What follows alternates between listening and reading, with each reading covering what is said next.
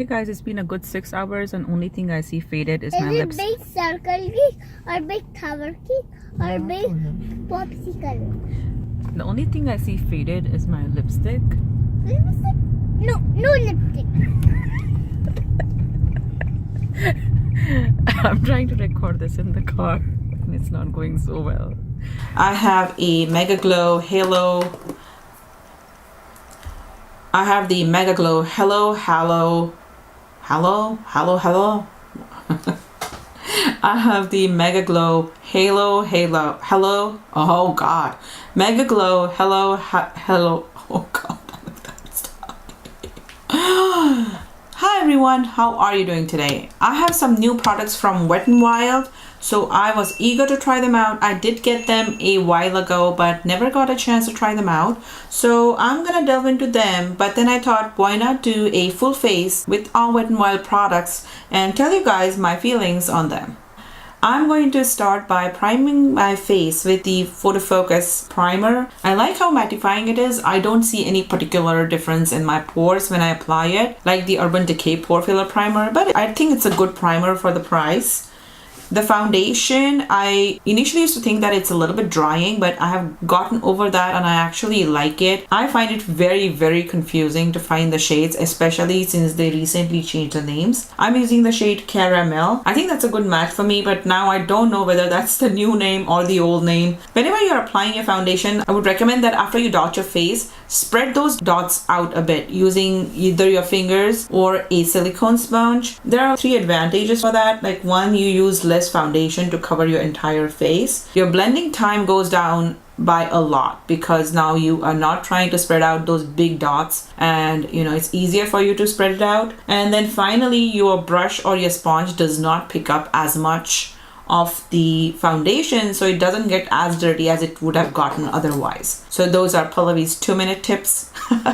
Anyway, so let's go ahead. I use the Photo Focus concealer. I have no complaints about it. I love how it applies, and as I said earlier, even with a concealer, do the same thing, spread it out a little bit and then go into blending. So you will actually save up quite a bit on the product using this technique. The Photo Focus powder that Wet n Wild released along with their new foundations, I just cannot get into that. It is just too drying, so I'm going with my usual, the e.l.f. banana powder. I cannot tell you enough number of times how much I love it and how much I love the looks whenever I use this powder.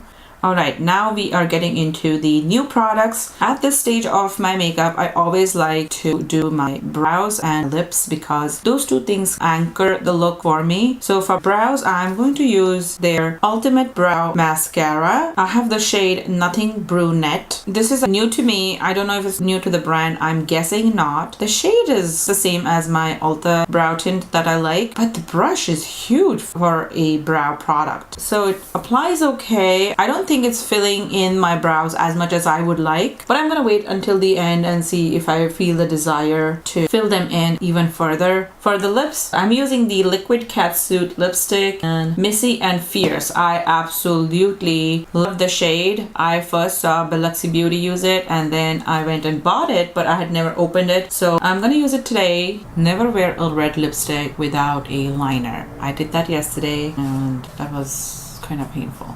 And as always, these guys are so comfortable. I wore this one yesterday. This is an Urban Decay Vice lipstick in the shade Rapid, and these 2 are very similar. This is a little bit more orangey, I would say, but this was so uncomfortable on my lips.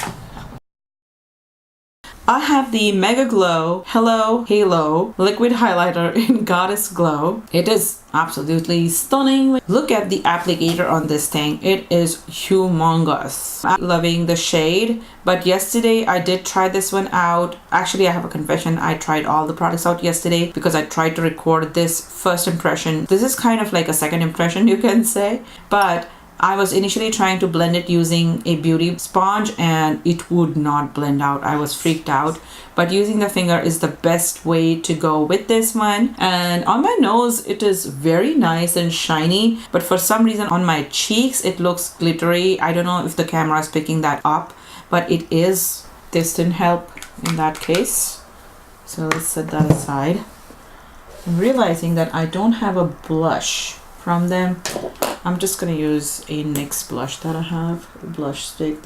I've had this for a while, and just gonna use that. Let's move on. We are now getting into the palettes. These were so hyped up and I was so excited to finally find them. So I picked up these three. The first palette we have is Not a Basic Peach. When I first saw it in the media, I felt like it was a dupe for the Natasha Denona Aries palette from the holiday collection. Then we have Rosé in the Air. This was supposed to be a dupe for the Modern Renaissance palette from ABH.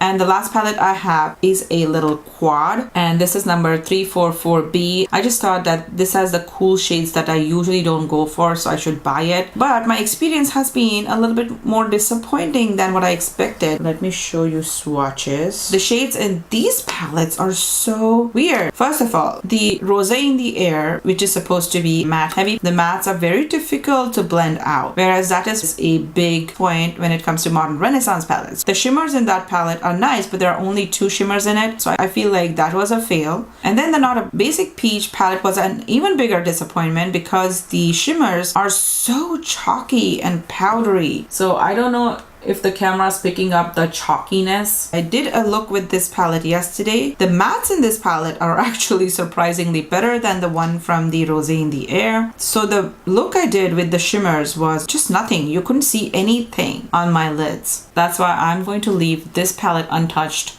But these were really big disappointments, so I decided to just create a look that looks good. So I used all the mattes from the Peach palette, and then I used the shimmer from the Rosé palette to create this look. I'm liking the outcome, I have to say. It looks good, but you know, it's not all the nice blues and rose golds that I was hoping for. Anyways, let's move on. I realized that I don't like the brows, so I went back in and used my Jordana brow pencil. This one is just as cheap and easily available at drugstores, so I would definitely recommend the pencil instead. I'm supposed to head out and I don't want to ruin what I have going right now, so I'm gonna skip the liner for now, and I'm gonna use their Photo Focus Setting Spray. Usually I don't mind this spray. It does kind of spray funky in the beginning, but then it kind of smooths out. And then I used the Lash Renegade mascara. Again, it's not new to the brand, but I just bought it recently because I realized I don't have any mascara from Wet n Wild. The wand on it reminds me a lot of the Benefit They Are Real or It's Real mascara, and I like it. I like this mascara. The ball actually makes it very easy to apply, and my lashes too feel, you know, nice and comfortable and soft, and they're not being tugged on or anything. They're not clumpy, but they are nice and full looking. So I like this mascara. I'll definitely give it a thumbs up. Hey guys, it's been a good 8 hours since I wore this makeup, and everything has stayed put really well.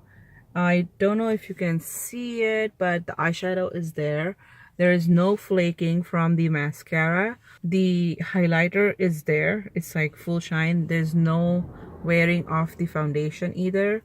We have been in the mall and we went for lunch. So only thing that has faded is pretty much my lipstick, but it was very comfortable and I did not feel any tugging or any such thing. So yeah, I would say that anything that works really well with Wet n Wild. So I'm happy the way the eyeshadow came out in the end, but of course I had to use 2 different palettes. So yeah. So the final thoughts, I definitely love the primer, the face primer. It's difficult to find the shades in the foundation, though I like its consistency and texture.